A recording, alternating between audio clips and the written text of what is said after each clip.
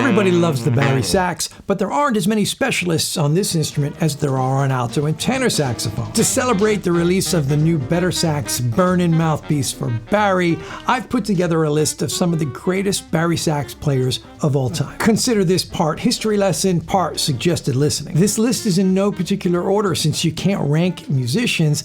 These are just some of the bari sax players I like listening to and think you're going to enjoy checking out as well. You'll notice that one thing all of the people on this list have in common is that they're no longer with us, at least physically. There are tons of great bari sax players active right now, and I will gladly make another video highlighting them in the future. Please don't get upset if I left someone off this list you think should be here. Just write their name in the comments so we can all see. We start off with Harry Carney, who is the saxophone player for the Duke Ellington Band. In fact, he was the only baritone saxophonist for the Duke Ellington Band since he got the gig in 1927 when he was still in school at the age of 17 and held that chair for his entire life, 46 years in total. He and Duke were very close, and while the rest of the band would travel in the tour bus, he and Duke would drive in Harry Carney's car. Apparently, Harry was a very calm and relaxing driver. Here he is playing Sophisticated Lady, one of his regular solo features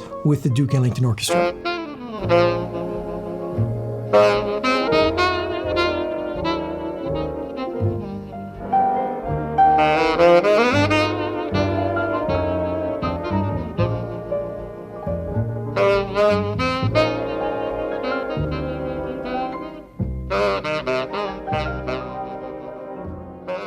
Leo Parker started out as an alto player and was on what is considered the original bebop recording session in 1944 with Coleman Hawkins. He later switched to baritone saxophone when he joined the Billy Eckstine Orchestra, where he played alongside Dexter Gordon and Sonny Stitt. There are two great recording sessions he did as a leader on the Blue Note label in 1961. These are considered the highlights of his career. Unfortunately, he died a year later at the very young age of 36. Here's a quick selection from one of those records that all baritone saxophone players should definitely check out.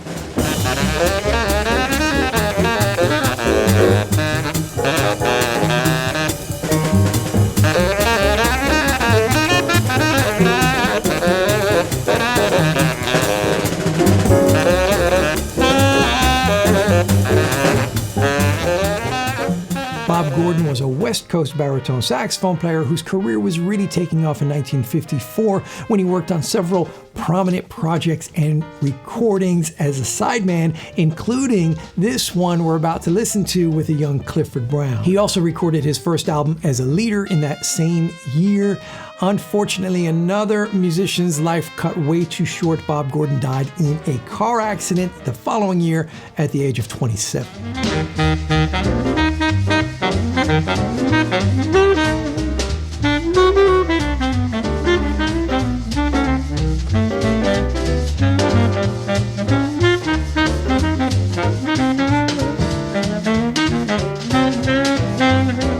Serge Chaloff was inspired by Harry Carney and took up the baritone saxophone at a young age. He ended up working with the then very popular Woody Herman Big Band and was part of the notorious Four Brothers saxophone section, which included Stan Getz, Zoot Sims, Herbie Stewart, and later Al Cohn. He credited Charlie Parker as being a huge influence on his playing style. Unfortunately, he was also influenced by a bad heroin addiction. Apparently, Woody Herman's big band had more than its fair share of addicts, and Serge was particularly troublesome. Reportedly, after being fired from the band by Herman, Chaloff led the band leader to the balcony of the hotel where they were staying and pointed to the river below where there was dozens of pieces of paper floating in it and said, "Woody, you can't fire me. That's the bari sax book in the river, and I'm the only person who knows the parts." Chaloff did eventually get clean and recorded the album Blue Surge in 1956. It's considered the highlight of his musical career. He was diagnosed with cancer a year later and died very young, again at the age of 33.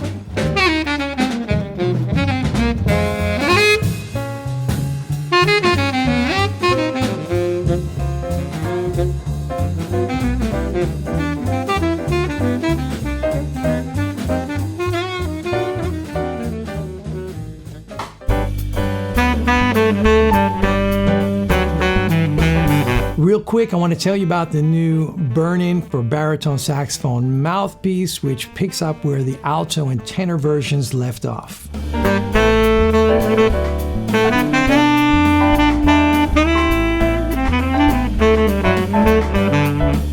This mouthpiece design lends itself particularly well to baritone saxophone playing, and here's why.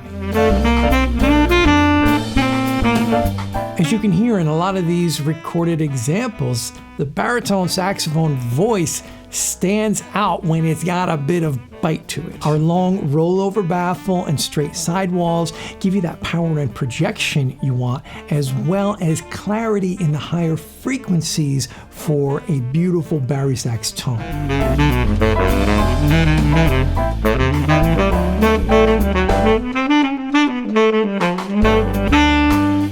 All BetterSax Burnin mouthpieces are made in the USA from premium hard rubber. They are hand finished and plate tested at the Jody Jazz factory.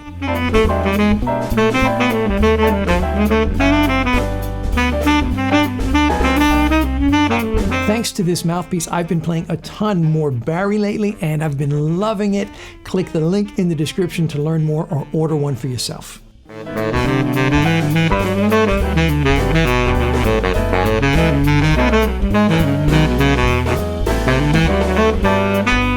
Now back to our list. Perhaps the best known BariSax player from the cool jazz era, Gerry Mulligan, was also a prolific arranger and composer. He wrote and arranged some of the tunes for Miles Davis's legendary Birth of the Cool album. He had a pianoless quartet with Chet Baker, and he's known for having played the same gold-plated old Con BariSax for his entire career. He continued to perform actively up until his death in 1996 at the age of 68.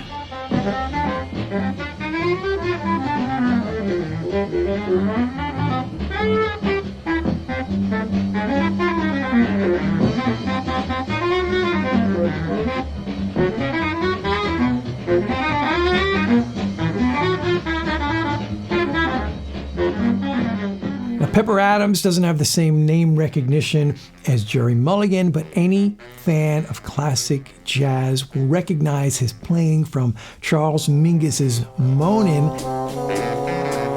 as well as Chet Baker's version of Alone Together.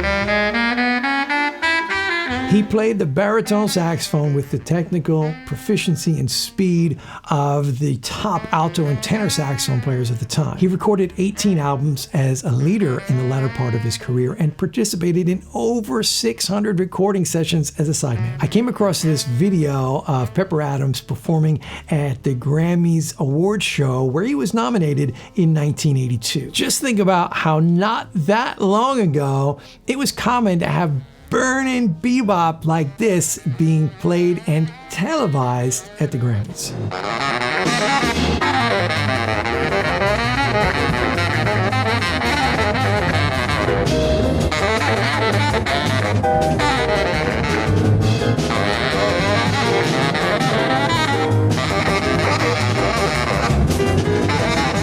Nick Brignola is another baritone saxophonist with burnin' bebop technique. He recorded more than 20 albums as a leader and worked on countless projects as a sideman with jazz heavyweights. Here's a taste of his playing on I'll Remember April.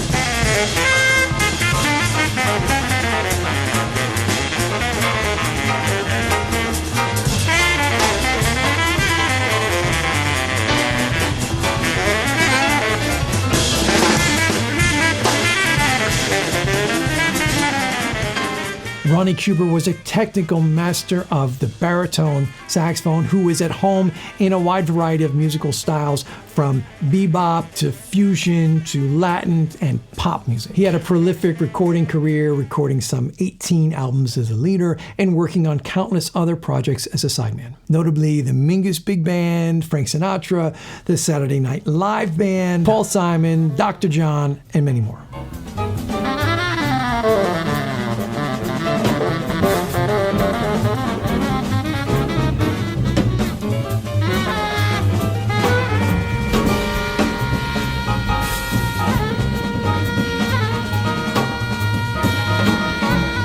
Here's a list of some other great bari sax players to check out, and you're going to love watching this video. Next, it's my list of the top alto saxophone players from the classic jazz era.